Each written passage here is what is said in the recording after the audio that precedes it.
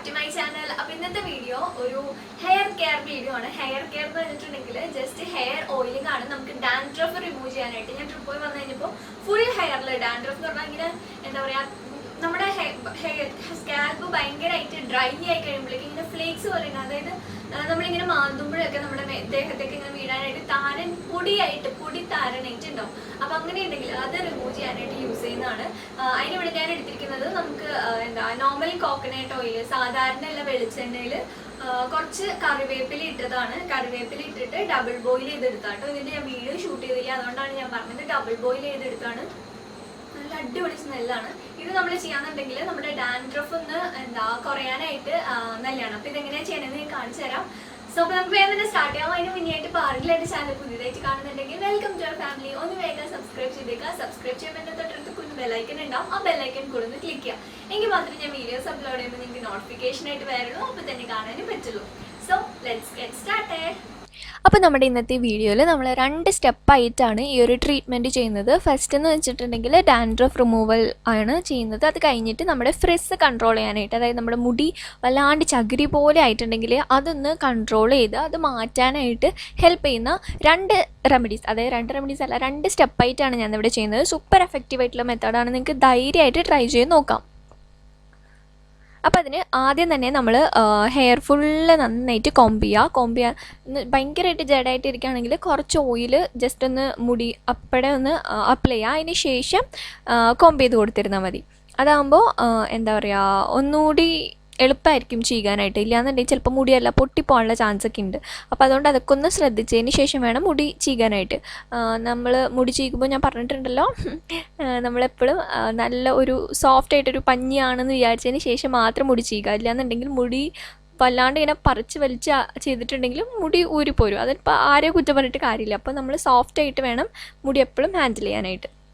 അതിന് ശേഷം നമ്മളിങ്ങനെ ഓരോ വകച്ചിലെടുക്കുക. എന്നിട്ട് ആ വകച്ചിലെടുത്തതിന് ശേഷം ഇങ്ങനെ കോട്ടൺ യൂസ് ചെയ്തിട്ട് നമ്മൾ ഓയിൽ, ചൂടായിട്ടുള്ള ഓയിൽ ഡിപ്പ് ചെയ്ത് ഇങ്ങനെ ചെയ്യുക. ഇത് വീക്ക്ലി വൺസ് എങ്കിലും ചെയ്യുകയാണെങ്കിൽ നല്ല എഫക്റ്റീവായിട്ടുള്ളതാണ്. നമുക്ക് ഈ കോട്ടൺ യൂസ് ചെയ്ത് ഇങ്ങനെ ചെയ്യുമ്പോൾ എന്താണെന്ന് അറിയാം, നമ്മൾ ഡെയിലി ഇപ്പോൾ ഓയിൽ ചെയ്യുകയാണെങ്കിൽ ഇങ്ങനെ കോട്ടൺ വെച്ച് ചെയ്ത് നോക്കും, നമുക്ക് പെട്ടെന്ന് ടപ്പേന്ന് നമ്മുടെ ഓയിലിങ്ങും തീരും. കാരണം കോട്ടൺ നന്നായിട്ട് എണ്ണ വലിച്ചെടുക്കും. അപ്പോൾ നമ്മളിങ്ങനെ ചെയ്യുമ്പോൾ നമ്മുടെ സ്കാൽപ്പിലോട്ട് നന്നായിട്ട് ഓയിൽ അങ്ങോട്ട് ഇറങ്ങും. അപ്പോൾ നല്ല പെട്ടെന്ന് കാര്യം കഴിയുകയും ചെയ്യും. എല്ലാ ഗുണങ്ങളും ഇട്ട് മുടിക്ക് കിട്ടുകയും ചെയ്യും. ഈ മെത്തേഡൊന്ന് ട്രൈ ചെയ്തൊക്കെ അടിപൊളിയായിട്ട് നന്നായിട്ട് വർക്ക് ചെയ്യുന്നതാണ്. ഡാൻഡ്രഫ് നല്ലപോലെ കുറയും. അതായത് നമുക്കിങ്ങനെ പൊടി താരനൊക്കെ ഉണ്ടെങ്കിൽ ഒരു വാഷ് ചെയ്യുമ്പോൾ ഫസ്റ്റ് വാഷിൽ തന്നെ നമുക്ക് നല്ല ഡിഫറൻസ് അറിയാനായിട്ട് പറ്റും. കാരണം പെട്ടെന്ന് പോവും. സീരിയസ്ലി ജസ്റ്റ് ഒന്ന് ട്രൈ ചെയ്ത് നോക്കിയിട്ട് എങ്ങനെയുണ്ടെന്ന് എന്നോട് താഴെ കമൻറ്റിൽ പറയണേ. എനിക്ക് എന്തായാലും നന്നായിട്ടുണ്ടായിരുന്നു. ഉറപ്പാണ് നിങ്ങൾക്ക് നന്നായിട്ടുണ്ടാവും. അപ്പോൾ നമ്മളിങ്ങനെ ഒരു സൈഡിൽ നിന്ന് ആദ്യം സ്റ്റാർട്ട് ചെയ്യുക. അപ്പോൾ പെട്ടെന്ന് തീരും. എന്നിട്ട് ചെറിയ വകച്ചിലുകൾ എടുക്കാം. കണ്ടോ, ഞാൻ എടുത്തിട്ടില്ലേ, കുട്ടി വകച്ചിലെടുത്ത് നമ്മുടെ ഫുൾ സ്കാൽപ്പിൽ ഓയിലാക്കുക. ഇത് കുറച്ചൊരു ഹെവി ഓയിലിംഗ് ആയിരിക്കും. കാരണം മൊത്തത്തിൽ നമ്മൾ എണ്ണയിൽ കുളിച്ചിട്ടുണ്ടാവും. അപ്പോൾ ആഴ്ചയിൽ ഒരിക്കലൊക്കെ ചെയ്തിരുന്നാൽ മതി. നിങ്ങളുടെ ഓയിലി സ്കാൽപ്പാണെങ്കിലും ചെയ്യുന്നത് കൊണ്ട് തെറ്റൊന്നുമില്ല കേട്ടോ. നിങ്ങളുടെ ഫ്രിസി എൻ്റെ പോലത്തെ മുടിയാണെന്നുണ്ടെങ്കിൽ, എന്നോട് ഒരുപാട് പേര് പറയാറുണ്ട് എൻ്റെ കൂട്ടുള്ള മുടിയാണെന്ന്. അപ്പോൾ അങ്ങനെയുള്ള മുടിയാണെന്നുണ്ടെങ്കിൽ ഉറപ്പായിട്ട് ഇത് ട്രൈ ചെയ്ത് നോക്കൂ. നല്ല ഡിഫറൻസ് ഉണ്ട്. നമ്മുടെ മുടിയുടെ ആ ഒരു ചകിരി പോലെയുള്ള ആ ഒരു ഇതില്ലേ, അതൊക്കെ മാറി നല്ല സോഫ്റ്റായിട്ട് നമുക്ക് തൊടുമ്പോൾ തന്നെ നന്നായിട്ടുണ്ടാവും.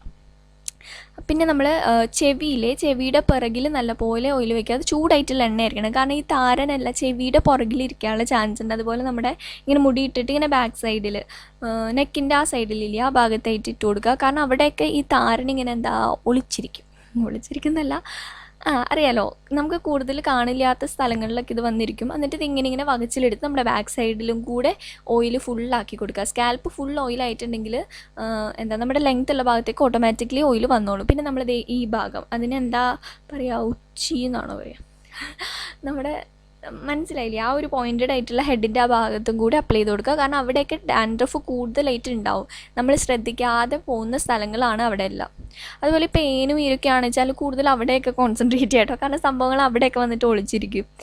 അപ്പോൾ അങ്ങനെ ചെയ്യാം. പിന്നെ നമ്മൾ തുമ്പിൽ കുറച്ച് ഓയിലെടുത്ത് ജസ്റ്റ് ഒന്ന് അപ്ലൈ ചെയ്ത് കൊടുക്കുക. പിന്നെ കുറേ പേര് ചോദിക്കണ്ടായിട്ടോ, ഷാമ്പു ചെയ്യുമ്പോൾ ലെങ്ത്തിലുള്ള ഓയിൽ എങ്ങനെയാണ് അപ്പോൾ പോവാന്നുള്ള കാര്യം. ഞാൻ പറഞ്ഞത് ഷാമ്പു ചെയ്യുമ്പോഴത്തേനും നമ്മുടെ ലെങ്ത്തുള്ള ഭാഗത്തുള്ള ഓയിൽ പോകാനായിട്ട് ഷാമ്പൂ നമ്മൾ ജസ്റ്റ് അങ്ങനെ സ്ക്വീസ് ചെയ്ത് ഒഴിച്ചാൽ മാത്രം മതി.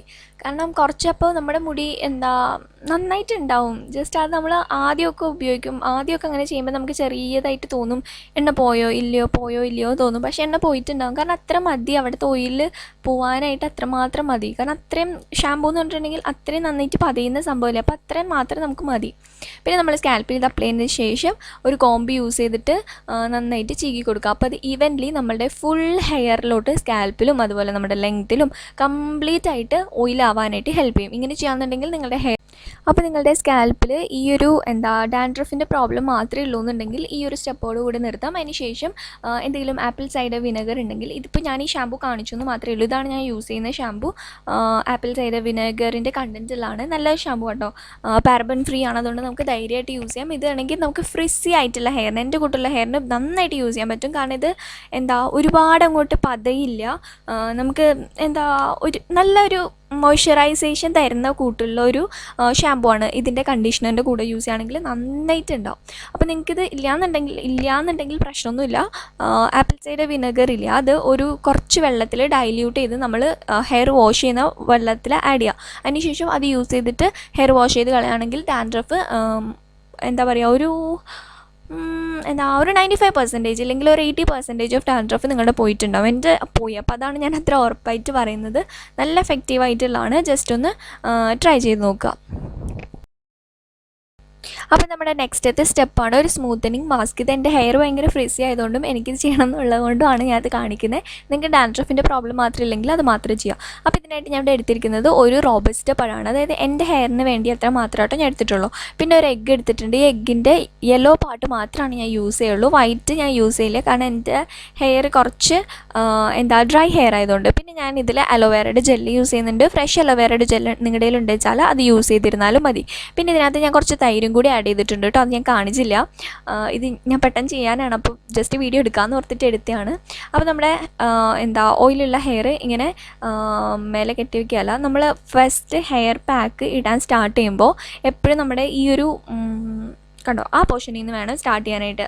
നമ്മുടെ ഹെഡിൻ്റെ മേലത്തെ പോർഷനിൽ നിന്ന് സ്റ്റാർട്ട് ചെയ്യുക. എന്നിട്ട് ഫുള്ള് അപ്ലൈ ചെയ്ത് കൊടുക്കുക. അപ്ലൈ ചെയ്തതിന് ശേഷം ജസ്റ്റ് ഇങ്ങനെ റൗണ്ട് ചെയ്ത് വെക്കുക. നമ്മൾ ഹെന്ന ചെയ്യുമ്പോഴൊക്കെ ചെയ്യത്തില്ലേ, ഹെന്നയുടെ വീഡിയോ നിങ്ങൾ കണ്ടിട്ടില്ലെങ്കിൽ അത് ഞാൻ ഒത്തിരി പഴയ വീഡിയോ ആണ്, അന്ന് കണ്ടു നോക്കുക. എനിക്കൊണ്ട് സൗണ്ട് കുറവാണ് അതിൽ. പക്ഷെ അതിൽ ഞാൻ നല്ല ക്ലിയർ ആയിട്ട് കാണിച്ചിട്ടുണ്ട് എങ്ങനെയാണ് നമ്മൾ മുടിയിൽ ഹെന്ന അപ്ലൈ ചെയ്തിട്ട് വയ്ക്കുക എന്നുള്ള കാര്യം.